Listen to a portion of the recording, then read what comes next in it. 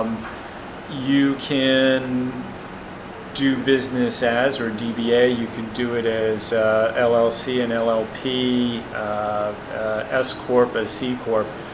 There are these different structures based on the anticipated life of the entity.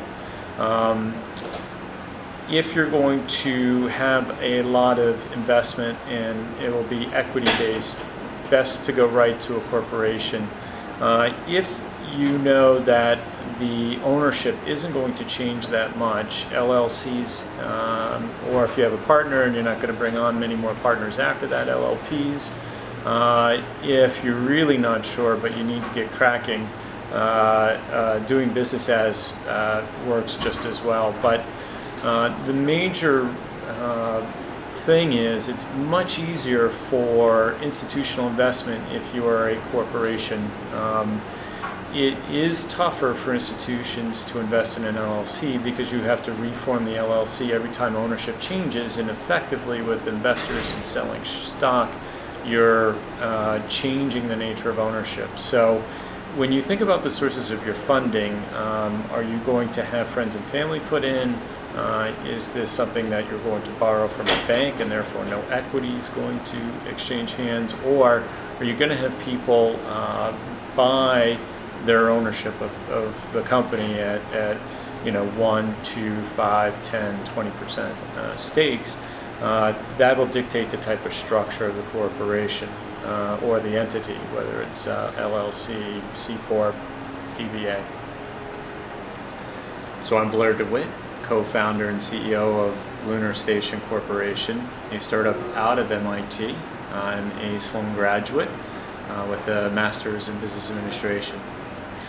So what I want to talk about is money and the characteristics of that money and how it dictates outcomes. Take, for example, a loan from a bank.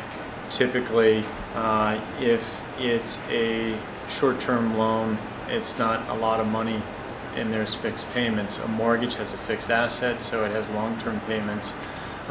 Same thing happens in enterprises. Whether you go get a loan, whether someone invests in your company, whether an institution invests in your company, these different mechanisms dictate certain outcomes. So academia is known for grants, trust, funds. That money goes to fund research that then the research in itself is the product. On the commercial side, you're trying to take these innovations, these inventions, these discoveries, and capitalize on them, so to make money. So the money that you borrow in an enterprise is to make money and pay back those funds. So if your source of capitalization in a new startup comes from private equity, that has certain characteristics with it. What is that investment thesis, and what does the return rate over time look like? Which will differ than a venture capitalist who has a different investment thesis, and therefore the amount of money you get from them has a certain amount of time in return. Same thing goes for a bank. So for those people transitioning from academia into the commercial and private sector, your sources of capital will dictate sort of your event horizon. What's your minimum viable product? How do you compress time to revenue? What do your margins look like, and how do you create those appreciations of investment for others? When it comes to compressing time to revenue, that compression is something that does come out of experience. It's one thing to go ahead and fastidiously build your enterprise and account for all variables internally, and then go to market, put your shingle out, if you will. The problem with that is that the market is so fluid and dynamic that what you had started building 2-3 years ago and now have just released to the market is now actually obsolete. So it's really important to engage the market early and often and find ways of getting paid for incremental developments of your enterprise and your offering to the market. In this way, if the finished product could generate $10 2 years from now, what if you could have part of that product available and generate $3 now? What's that net present value of that different revenue? And what that does as far as easing how much money you have to borrow in the long run. If you can generate some of your own money up front and borrow a little less, it puts your business in a better frame of mind. So compressing that time to revenue and really optimizing what you're bringing to market when is what the leadership needs to be thinking about constantly. When it comes to best market product fit, your customers will tell you. You can't think of it yourself in a box. This is my second startup. My first startup actually started as a software tool I wrote for myself that other people wanted, but then when they got it, they wanted it different than what I needed. So I sort of let them tell me how to make it better and more applicable to them. And what's interesting is the product that I went to market with, my first startup, was nothing that I had written 6 months earlier for myself, which was really a command line utility. So the best way to have product market fit is engage the market, engage your customers, and they will tell you what to build. So certainly rapid iterations, development cycles, especially when it comes to customer fit, customer engagement, customer development. It again is an aggressive market engagement model. The more they tell you what they need, what their problems are, the more apt you are to succeed. As far as how and where you find the customers and how you engage them and develop them, having a diverse team, diverse leadership, advisors, industry experts, your team will help figure out where in the market to go. That plasticity to make moves, especially as the market shifts, as customer herds migrate from one to another. So stay agile.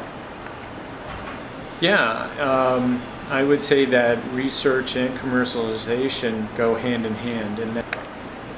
So when you think about lean companies, agile, rapid time to market, it is cyclical.